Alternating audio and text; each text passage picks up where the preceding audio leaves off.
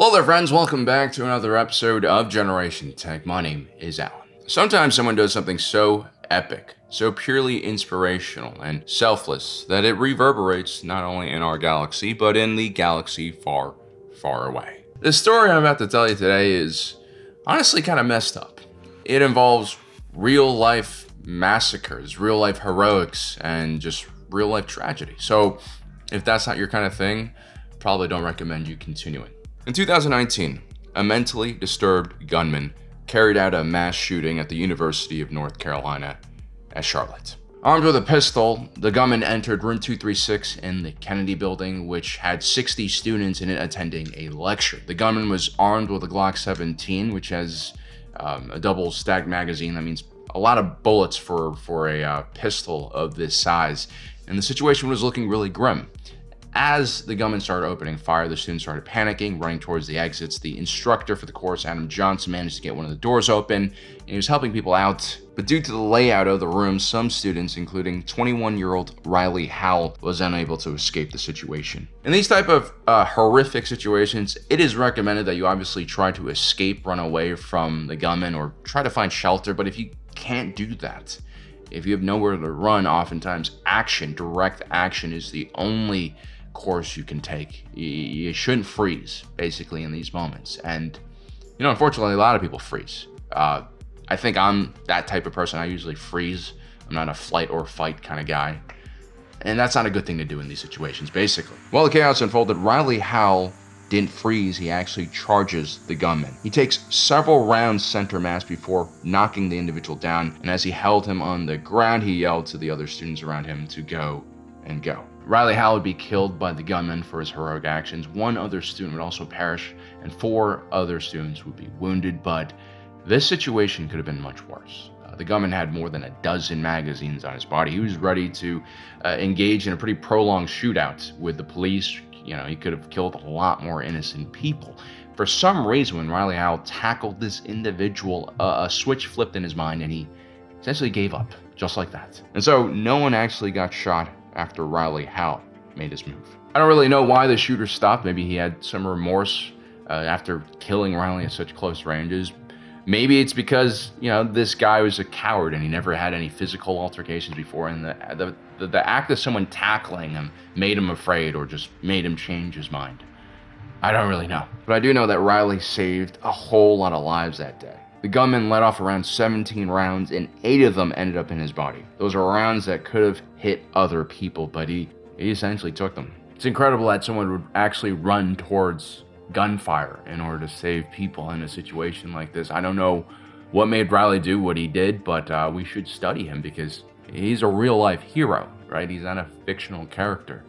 He's real. Ri-Lee Carl Howell was born on December 13th, 1997 in Waynesville, North Carolina. And get this, he actually grew up loving the outdoors and was also a huge fan of Star Wars. Here's a picture of him with a lightsaber as a kid. Maybe that's what made him really do this heroic thing. Maybe he believes in the Jedi way. I don't know. And when I say he's a huge fan, I mean, he really was a big fan. He collected lightsabers, he had action figures, he even had a personalized Phantom Menace book that his uncle got him that basically they replaced Anakin with him in the book. So this goes beyond just normal fandom. It's reported by his girlfriend that Ri-Lee Howell loved doodling and drawing things like clone trooper helmets and lightsaber duels. And even when he got older, he carried his love of Star Wars with him. It's reported he also had an encyclopedic knowledge of the expanded universe and knew details about the lore that most fans had no idea about. And so after this tragic incident, Star Wars fans actually alerted Lucasfilm about Ri-Lee's actions, and they sent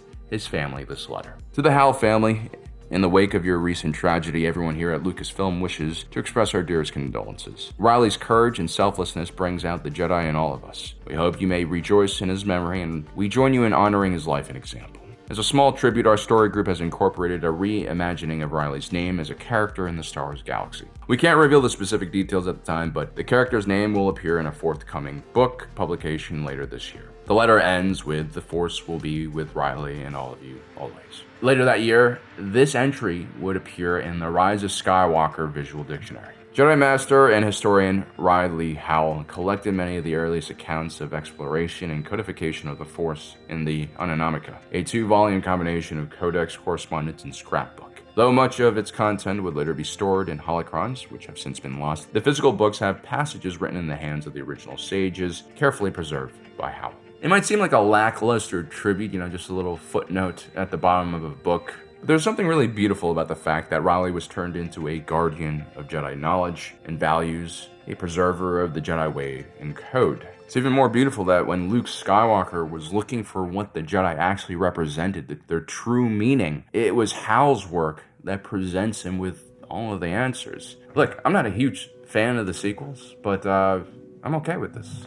I like this. I think these are the kind of things you want to see movie studios do, for their fans. And I think it imparts a lot of meaning to Star Wars. I think it makes the lore more rich in a lot of ways. The shooting in 2019 was tragic, but it could have been much worse. The trauma of the situation could have taken over the school, the community, broken so many more lives. But instead, because of Ri-Lee's actions, the shooting wasn't just a tragedy, but it was an act of heroism. We are reminded because of Ri-Lee that as individuals, we are not helpless. We can choose in moments of great horror and evil to fight back, to protect the people around us. In this chaotic world we live in today, Ri-Lee's actions serve as the best example for how to be an outstanding human being. And Ri-Lee was far more than just an outdoorsman or a student or a Star Wars fan. He's a very well-rounded individual. He was enrolled in the Army ROTC program at UNC Charlotte. He dreamed of becoming a forest ranger or game warden. He also thought about becoming a fireman or joining the military as well. It's very clear that service was what he was after, not making a lot of money. He was also a goalkeeper for his high school soccer team. He played football. He was a cross-country guy. He liked soul music, and he liked cars, just a normal, average, all-American kid. He's kind of one of us. And even though he only got a small blurb on a reference book and a Wikipedia page, we all know how crazy Star Wars fans are about the lore. And in my opinion, making Ri-Lee Howell a Jedi Master is almost like the Star Wars community's version of making someone a saint or giving someone sainthood through martyrdom or something like that. And here's some food for thought. I've always looked at Star Wars as like a modern mythology. That's what George Lucas envisioned to a certain extent as well. And I've always wondered what Star Wars will look like, 100 years from now, 200 years from now. It could disappear and be gone because of corporate mismanagement and greed, but what if it goes in the opposite direction? What if the story spreads? It transcends Lucasfilm and Disney and copyright bullshit. Not to be offensive or anything to all of the major religions in the world, but when a story that has a lot of ethics and morality and like kind of values incorporated into it is passed down enough generations, like usually a belief system comes up around it. That's how most of the major religions started. They're seen as more holy now because it happened a long time ago.